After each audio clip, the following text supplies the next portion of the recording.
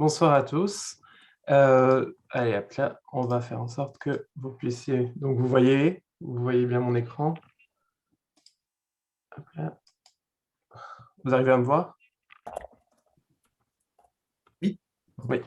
Alors, c'est parti. Je vais vous présenter donc le lexicon, qui sera une chronique qui va porter sur des concepts en nomenclature, essentiellement zoologique, puisque c'est ma spécialité, mais aussi un petit peu en nomenclature botanique. Cette chronique sera donc mensuelle et pour ce premier épisode, je vais vous parler d'un concept un peu essentiel à la nomenclature, qui est le concept de nom scientifique. Alors, des noms scientifiques, vous en avez probablement déjà vu et déjà manipulé. En zoologie, ils se présentent généralement sous cette forme. Donc ici, vous avez un nom scientifique au rang espèce, Panthera leo, le nom scientifique du lion. Ou ici, Psittaformes, qui est le nom scientifique qui contient les oiseaux. Ça contient entre autres les perroquets. En botanique, elles prennent exactement une forme assez similaire, sauf qu'en zoologie, c'est suivi par l'auteur avec toutes les lettres écrites. En botanique, généralement, il y a une abréviation avec la date de publication. Là, il y a Rosa canina, la rose des chiens et la famille des Liliacées.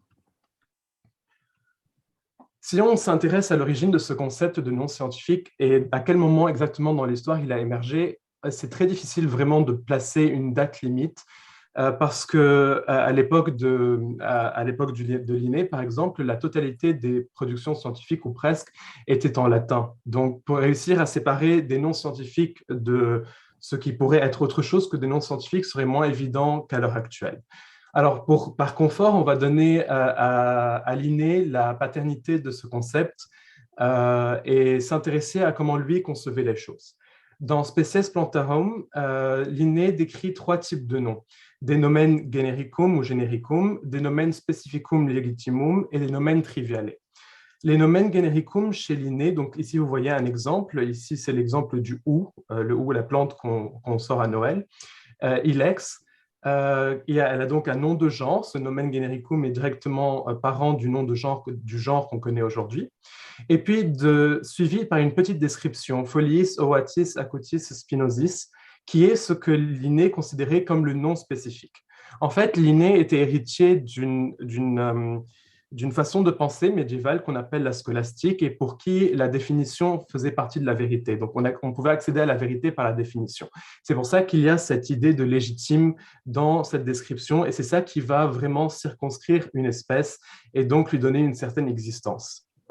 En parallèle de ça, Linné, dans la marge, donc je vous ai coupé le papier, mais on est bien dans la marge du livre, il va ajouter un nom qu'il appelle lui nomen triviale, qui lui sert simplement de se retrouver rapidement dans ses ouvrages et donc de savoir comment accéder rapidement à une espèce qu'il a décrite. Et c'est ce nom-là qui va devenir l'épithète spécifique et non pas le nomen specificum de Linné, bien le nomen triviale. D'ailleurs, Ilex aquifolium n'a toujours pas changé, c'est toujours le nom scientifique du hou. Si on regarde à quoi nom scientifique correspond aujourd'hui, on peut regarder ce qu'en dit le glossaire de nomenclature zoologique. Et voilà ce qu'en dit donc le code de nomenclature. Un nom scientifique est un nom qui est conforme à l'article 1 du Code de zoologie et c'est ce qui est opposé à un nom vernaculaire. En fait, si on va regarder d'un peu plus près, il y a un petit problème. Donc, on va commencer par la première partie de la définition, un nom conforme à l'article 1. Quand on va voir l'article 1, on se rend compte que cet article porte sur la définition de la nomenclature zoologique et sur le champ d'application de la nomenclature zoologique. Donc, ce sur quoi ça porte, qu'est-ce qui est exclu de la nomenclature zoologique et le fait que ce soit indépendant des autres systèmes de nomenclature. On n'a pas d'indication sur la nature ou les propriétés d'un nom scientifique. J'ai une théorie personnelle. Je pense que l'article qui aurait dû être cité dans le glossaire est l'article 11. L'article 11 est celui qui rappelle qu'un nom scientifique doit être publié d'après les règles. Il doit être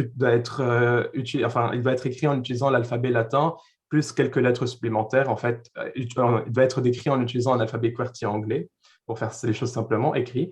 Il doit dériver de noms latins, grecs, selon certaines règles grammaticales précises, et il doit évidemment respecter la nomenclature binominale. Je pense d'autant plus qu'il y a une erreur que dans la troisième édition du Code, l'article qui est cité pour cette définition est bien l'article 11. Donc, en attendant, cette première partie de la définition d'un nom scientifique n'est pas très pertinente pour réussir à comprendre exactement ce que c'est. On peut s'intéresser à la deuxième partie, opposé à un nom vernaculaire. Une définition par opposition, c'est déjà pas terrible, mais si on va voir en plus ce qu'est un nom vernaculaire d'après le code, c'est le nom d'un animal ou d'animaux dans une langue utilisée, donc là en français, ça rend avec une acception générale, et opposé à un nom proposé pour la nomenclature zoologique. Donc là, on tombe bien dans un système circulaire de définition, ce qui n'est pas de la nomenclature scientifique zoologique est un nom vernaculaire, etc. On va donc essayer de se limiter avec la première partie de cette définition. Qu'est-ce que sont cette acception générale? En réalité, quand on commence à regarder les choses d'un peu plus près, on se rend compte de certaines limites. Par exemple, j'ai trouvé ces deux papiers. Ce premier papier qui parle, par exemple, des noms scientifiques français des mollusques continentaux de France, ou ce deuxième papier qui est un papier de reptiles et amphibiens d'herpétologie, qui parle d'un nom scientifique zoologique et d'un nom scientifique français. Or, d'après le code, un nom scientifique ne peut être qu'en latin, c'est ce qui en fait, hein, d'après l'article 11. Et donc, ces noms scientifiques français ne sont pas des noms scientifiques. Alors, qu'est-ce que c'est? On peut se poser d'autant plus cette question, on aurait tendance de dire que ce sont des noms vernaculaires. Mais ces noms vernaculaires, si on prend par exemple cette bestiole, Thecadactylus rapicoda, elle possède deux noms vernaculaires. Le grand mabouillacolant, qui est la façon dont les gens qui vivent avec cette bestiole l'appellent, et le Thecadactyle à queue turbinée, qui est en fait son nom scientifique français, si vous voulez. Et ce n'étant rien d'autre que la traduction de son nom scientifique en latin. On a donc bien deux noms vernaculaires au sens du code, mais ils n'ont pas exactement la même valeur. Celui-là est utilisé pratiquement exclusivement par des scientifiques, alors que celui-là est utilisé par le grand public qui est confronté à cet animal. En réalité, j'ai essayé de mettre un peu d'ordre là-dedans pour voir un peu ce qui existait. Et voilà une proposition de classification. Dans le folklore et le langage courant donnent quelque chose qu'on pourra appeler des noms vernaculaires. Ces noms vernaculaires sont dans les langues parlées. La nomenclature scientifique, par contre, donne deux catégories de noms. Des noms qu'on pourrait appeler noms scientifiques et qui sont exclusivement en latin, et puis des noms vulgaires ou des noms normalisés qui seront dans des langues parlées. Donc l'expression non vulgaire, je l'ai trouvée en botanique, et par exemple pour Rosa canida dont je parlais tout à l'heure, son nom vulgaire est la rose des chiens.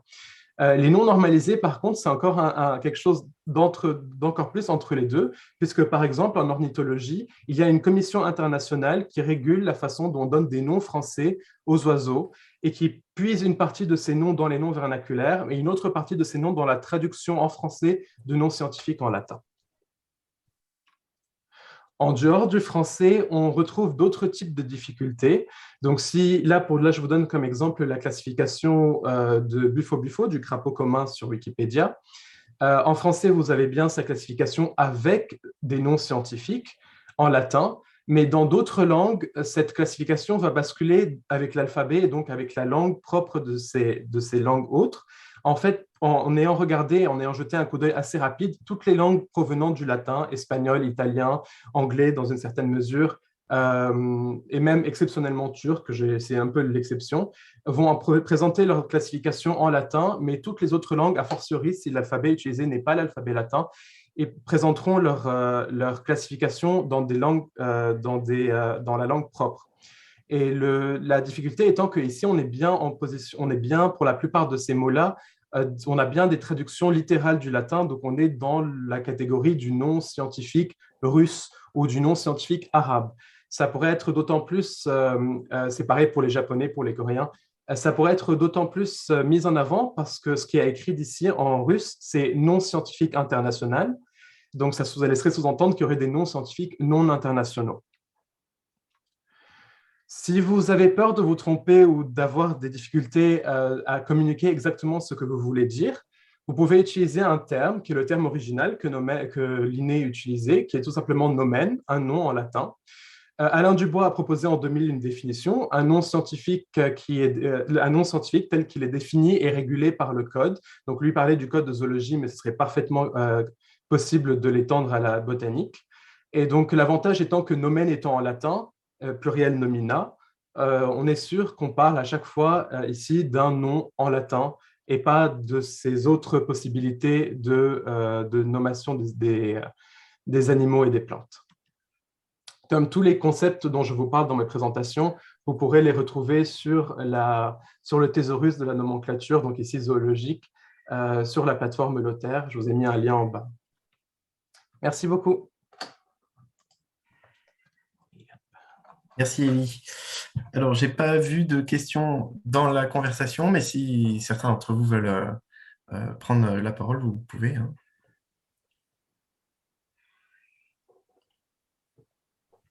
Peut-être sur Twitch, Jérémy.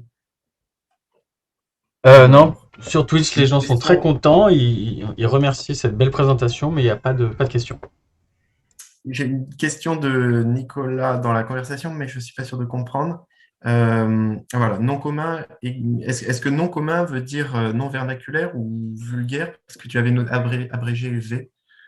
Non commun, généralement, c'est utilisé comme une équivalence de non vernaculaire et pas de non vulgaire. Non vulgaire, c'est un nom qui est généralement une traduction du nom latin et pas le nom qui sera utilisé par monsieur et madame n'importe qui, enfin, par le grand public, en gros. C'est un peu, il y a des cas où c'est vraiment très délicat parce qu'il y a vraiment des noms qui ont l'air, qui ont vraiment une tête de nom vernaculaire, de nom utilisé par tout le monde, mais qui en réalité sont tout simplement une traduction. Et donc, on pense que c'est accessible, mais en fait, le grand public n'en a jamais entendu parler. C'est juste qu'on est biaisé en tant que scientifique parce qu'on connaît les noms, on connaît les noms en latin, et donc ça paraît naturel pour nous. D'accord. Ben, merci pour la clarification. Donc, s'il n'y a pas d'autres questions. Ah, une question de François. Alors je lis. Hein. Les ornithologues calquent les noms français sur les noms scientifiques. Est-ce recommandé? Il n'y a pas vraiment de règles sur la question. En fait, les ornithologues et je crois les botanistes, il y a je crois aussi un consortium sur des champignons, ça va être propre à chaque langue d'ailleurs, ont essayé de faire un système pour justement avoir un système qui soit homologue et transportable facilement, enfin, qui soit pour permettre des échanges entre tous les francophones du monde, y compris, donc c'est une commission qui est née au Canada, comme souvent les efforts pour protéger la francophonie viennent du Québec. Et donc, ça vient un peu de ça, il n'y a pas vraiment de règles, chacun fait ce qui l'arrange le plus. Est-ce qu'il faut prendre ça des noms binomiaux? Je pense qu'ils ont, eux, pour philosophie, pour les ornithologues, que lorsqu'il existe un nom vernaculaire utilisé par le grand public, ils gardent ce nom-là. Mais en absence d'un nom vernaculaire, pour ne pas sortir quelque chose de leur chapeau, c'est plus simple de traduire du latin et de garder quelque chose qui est proche du nom scientifique original. D'accord. Très bien. Okay. Il y a j'ai... Petit Kraken sur Twitch qui dit « Mais le grand public n'entend parler que d'une infime partie des espèces de toute façon, non ?» Il pose la question.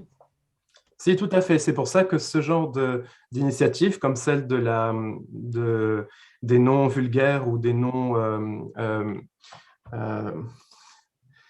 normalisés, des noms normalisés chez les oiseaux, ça a un effet, en fait, ça joue un rôle pour les bases de données, ça joue un rôle pour certains textes législatifs, pour ne pas utiliser du latin. La réalité, c'est qu'on peut toujours se poser la question sur ces noms normalisés. Ce ne sont pas des noms vernaculaires, il y a bien une différence. Vernaculaire, c'est vraiment ce qui est utilisé par le grand public, c'est vraiment ce qui va, et ça ne concernera que les taxons connus par le grand public. Les noms normalisés, par contre, c'est beaucoup plus un exercice de remplissage de bases de données pour les textes de loi, pour des utilisations où le nom latin serait trop handicapant ou trop difficile d'accès et le nom vernaculaire pas assez précis.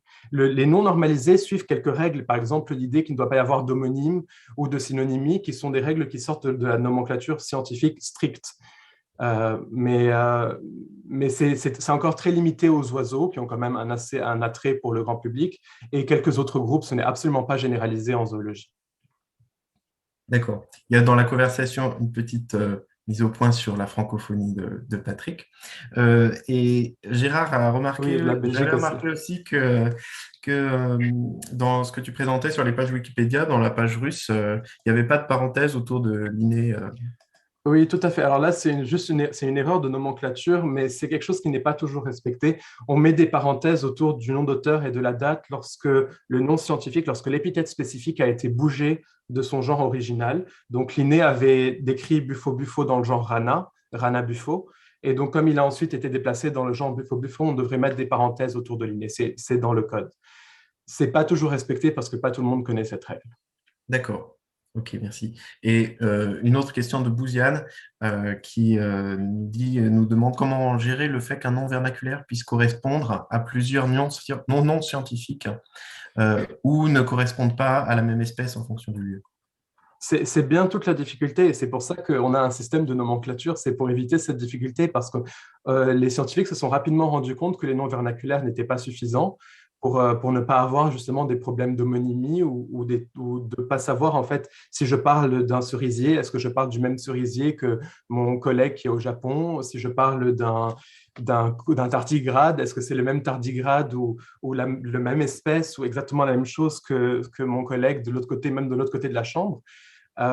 Les noms vernaculaires ne devraient pas être utilisés si on a vraiment besoin de délimiter un taxon de façon scientifique. Ça peut passer, même, enfin, il y a même des, normalement, je crois en France, même si on veut vendre du poisson, on n'a pas le droit de le vendre uniquement sur son nom vernaculaire, il faut y adjoindre le nom scientifique pour être sûr de ne pas embobiner le client, en gros.